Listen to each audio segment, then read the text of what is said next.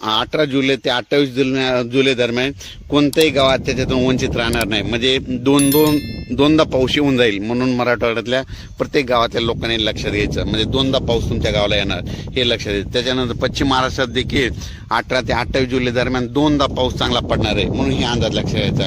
उत्तर महाराष्ट्रात देखील जरा जास्तच पाऊस पडणार आहे म्हणून हा अंदाज लक्षात घ्यायचा. उत्तर महाराष्ट्रामध्ये 21 जुलै 22-23 जुलै दरम्यान मुसळधार पाऊस पडेल, अतिवृष्टी होईल, मुंबईकडे अतिवृष्टी होईल म्हणून हा अंदाज लक्षात घ्यायचा.